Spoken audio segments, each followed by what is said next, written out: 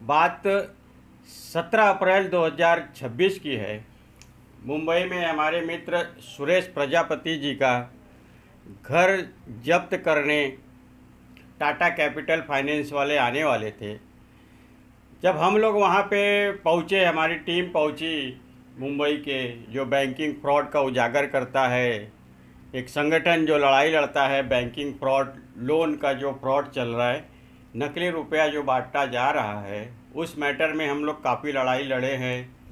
और जो कर्ज लिए हुए हैं उन व्यक्तियों को काफ़ी राहत मिला है। तो सुरेश प्रजापति जी के घर पे जब हम मुंबई के विरार में पहुँचे 17 अप्रैल 2026 को, तो प्रजापति जी ने एक लेटर भेजा था बैंक को, तहसीलदार को, जिला अधिकारी को, उस एरिया की पुलिस चौकी को। लेटर जाने के बाद कोई फाइनेंस वाले, टाटा कैपिटल वाले उनका घर जब्त करने नहीं आए, क्योंकि देखा जाए तो जो बैंकिंग फ्रॉड है वो बिल्कुल सत्य है। सत्य इसलिए है कि जब उनको बैंकिंग फ्रॉड का लेटर हम लोग भेजते हैं फाइनेंस कंपनी पुलिस में, तो वो पीछे हट जाते हैं, क्योंकि उनके पास कोई जवाब ही नहीं है हमारा सवाल का जवाब देने के लिए। इसके लिए हमसे जुड़िए।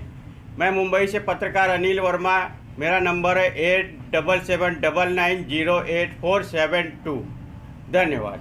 जो भी सुरेश जी ने पेपर लगाया था, वो पेपर उनके हाथ में है। जो पेपर लगाने के बाद बैंक वाले जो डर से नहीं आते हैं, तो उस पेपर में क्या है और कौन सी संस्था का पेपर है वो बताएंगे। आपने कौन सी संस्था का पेपर लगाया है? मैंने रिलेशन बोर्ड का पेपर डाला हुआ है, और इसमें सारा डिटेल लिखा हुआ है कि जो बैंकिंग सिस्टम है उनका एग्रीमेंट जो है 1969 में ख़त्म हो गया है, लेकिन ये लोग ज़बरदस्ती यहाँ पे बैंकिंग सिस्टम चला रहे हैं, जो कि इनको ख़त्म करके दूसरा बनवाना चाहिए, या उनके पास कोई पेपर है वो रेन्यू किया तो उनको दिखाना चाहिए।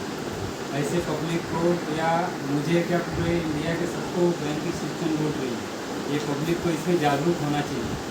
ये पेपर है मेरा, ये एसी भारत सरकार का पेपर है और रिलेशन बोर्ड करके है, उसका मैंने पेपर डाला। इसकी डर की वजह से बैंक वाले नहीं आए।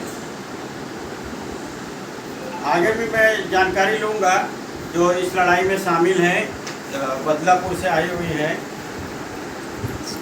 तो आप बताइए इसके बारे में, ये लड़ाई कैसा है? मतलब बैंकिंग फ्रॉड सबको पता है। बैंकिंग का फ्रॉड इतना घटिया और घिनौना है, बहुत बुरी तरह से सबको परेशान करते हैं। हमको भी, हम इस तकलीफ से गुजर गए, हमको भी बहुत परेशानी में से गुजरना पड़ा है, हमने भी बहुत तकलीफ उठाई है, लेकिन अभी हमको समझ में आया है कि ये सब फ्रॉड है। इसके लिए हम खुद भी लड़ते हैं और जो मुसीबत में उनको भी बचाने के लिए जाते हैं। ये बैंक का सिस्टम बहुत बुरा है, सबको समझना चाहिए और सबको समझ के लेना चाहिए, तभी हम सब मिलके लड़ पाएंगे और इसको हम हटा पाएंगे। बैंकिंग फ्रॉड पूरे भारत में हो रहा है और आम जनता को पता भी नहीं है कि ये बैंक वाले पैसा लाते कहाँ से है।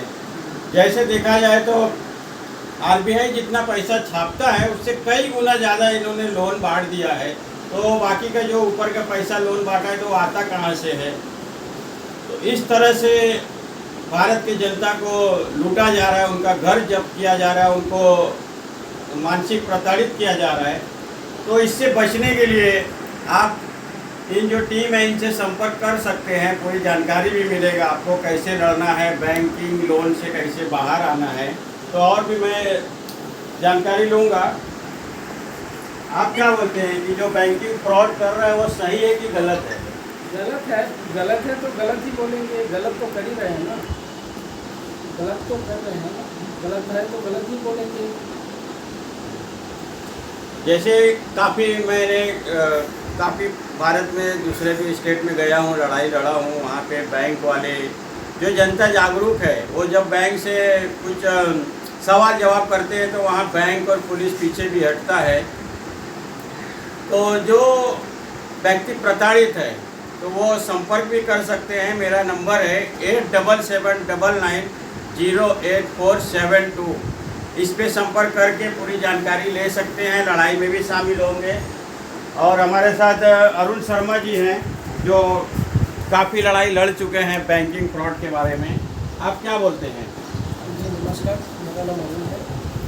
बैंकिंग के बारे में मैं इतना ही बताना चाहूँगा, जो बैंक जो है वो अब तक का सबसे बड़ा फ्रॉड कर रही है। फ्रॉड का मतलब ये है कि जो करेंसी वो देते हैं वो करेंसी एक्चुअली डिजिट में होता है। ओरिजिनल करेंसी का आप उनसे जवाब मांगोगे तो उनके पास उसका जवाब रहता नहीं है।